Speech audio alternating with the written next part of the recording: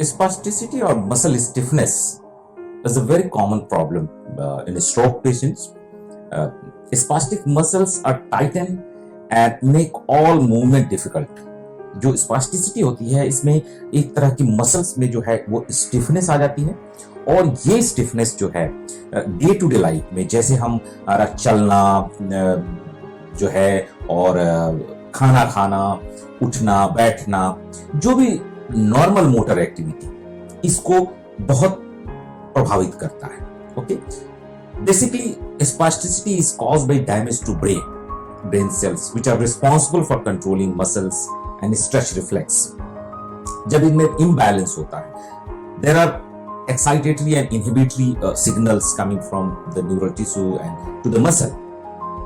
तो इसमें क्या होता है कि जब इन सिग्नल्स में कोई डिस्टर्बेंसेस होती है, कुछ एक चीज कही जाती है स्ट्रेच रिफ्लेक्स. जब हमारी मसल स्ट्रेच हो रही होती है या वो काम कर रही होती है, तो उसमें एक तरह के सेंसर्स होते हैं, एक तरह से सेंसरी नर्व्स होते हैं जो ये इंफॉर्मेशन ब्रेन तक पहुंचाते हैं, और इससे टोन में बदलाव ब्रेन कर पाता है इनहिबिटरी और एक्साइटेटरी सिग्नल्स रेंज की. इन्हीं में इम्बैलेंस जब हो जाता है तो मसल्स एक साथ कॉन्ट्रैक्ट होने लगती है, और उसमें जो एक्साइटमेंट होती है, हाइपर एक्साइटेबिलिटी हो जाती है. इसी की वजह से स्पास्टिसिटी जो है वो पैदा होती है.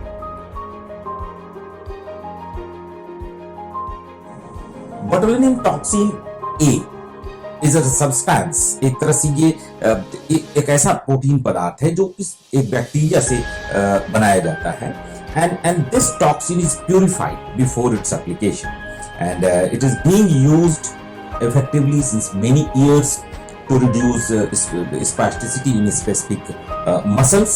और बहुत सालों से इसको यूज किया जा रहा है इन फील्ड ऑफ मेडिसिन टू कि कैसे स्पास्टिसिटी को कम किया जा सके. Botox work by blocking chemical activities, chemical signals जो nerves से muscles के बीच में जो आदान प्रदान होता है, it blocks that. okay, nerve और muscles के बीच में जो communications होता है. okay, और muscle contract और टाइट होने के लिए एक तरह से एक्टिविटी होती है मसल्स और नर्व के बीच में. नर्व से सिग्नल्स आते हैं मसल्स में, और मसल इस तरह से कॉन्ट्रैक्ट होती है. उस सिग्नल्स को इंटरफेयर करके बोटॉक्स जो है मसल्स की टाइटनेस को कम कर. To get the best effect, Botox जो है एक क्वालिफाइड जो है डॉक्टर से एडमिनिस्ट्रेट करवाया जाता है, और बढ़िया से बढ़िया रिजल्ट के लिए जरूरी हो जाता है कि ये आइडेंटिफाई करना कि किस मसल्स में ज्यादा स्पास्टिसिटी है, किस मसल्स को हमें टारगेट करना चाहिए बोटॉक्स इंजेक्शन के लिए. और इसके लिए जो स्पेशलाइज्ड डॉक्टर हैं वो इसको देख के आइडेंटिफाई करके करते हैं. कई बार ऐसा कहा जाता है कि स्पास्टिसिटी जो है कई बार फंक्शनल हेल्प भी करती है. सो ऐसा ना हो कि डोज ज्यादा हो जाए और वो जो पार्शियली पैरालाइज होने के बजाय मसल ज्यादा फ्लैसिड हो जाए. इसलिए ये एक इंजेक्शन फॉर्म में लगाया जाता है और बहुत ही हाईली स्पेशलाइज्ड प्रोसीजर है. सो एक क्वालिफाइड एंड स्पेशलाइज्ड जो डॉक्टर होते हैं वो इसको एडमिनिस्टर करते हैं. हो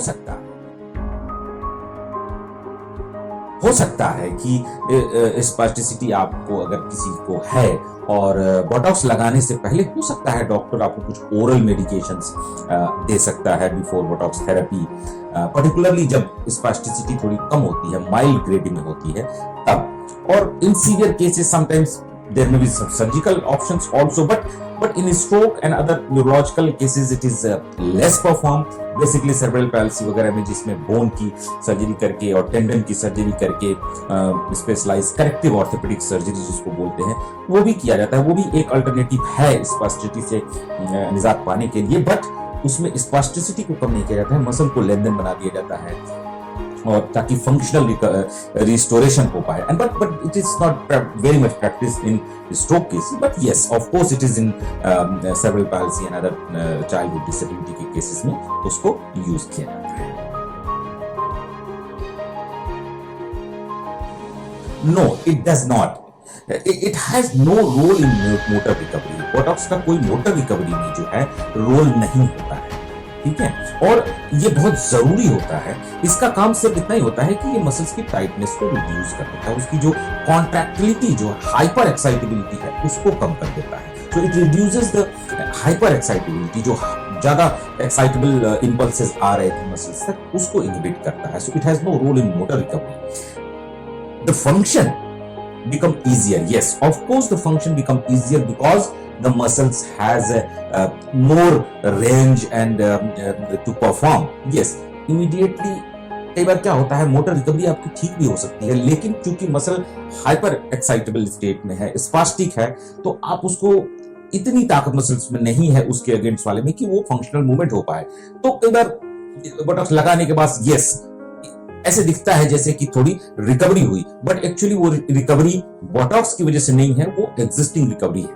following Botox therapy aggressive rehabilitation, physiotherapy, occupational therapy बहुत जरूरी हो जाती है। बिकॉज और ये समटाइम्स आपके फिजियोथेरेपिस्ट भी ये एडवाइस करेंगे कि आप न्यूरोलॉजिस्ट से या जो क्वालिफाइड है जो बोटॉक्स में, उनसे मिलें, so that because they feel difficult to train your muscle. Okay, जिस टाइम पे मसल्स की ट्रेनिंग, फंक्शनल ट्रेनिंग कर रहे होते हैं, उस टाइम मसल जब टाइट होती है तो फंक्शनल ट्रेनिंग भी बहुत डिफिकल्ट होती है। सो एक बार अगर बोटॉक्स लगा के और उस मसल्स को लूज कर लिया जाए, मतलब उसकी एक्साइटेबिलिटी कम कर दी जाए, तो फंक्शनल रिकवरी भी बेटर हो सकती है। But it is important that following Botox therapy aggressive rehabilitation has to be continued. Risk की बात करें कि बोटॉक्स का कोई रिस्क है, तो अभी तक ऐसा कोई एविडेंस नहीं है कि कोई सीरियस इफेक्ट इसका है।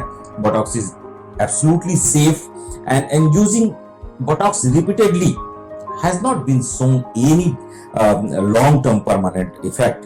ठीक है, शॉर्ट टर्म की बात अगर करें तो थोड़ी सी ब्रूजिंग, ब्लीडिंग हो सकती है जहां पे इंजेक्शन साइट हो और बोटॉक्स जब लगाया जा रहा हो, but it is very rare. Rashes हो सकते हैं थोड़े बहुत, फ्लू लाइक सिम्टम्स हो सकते हैं, but it is very rare. So we can say that the Botox is absolutely safe procedure.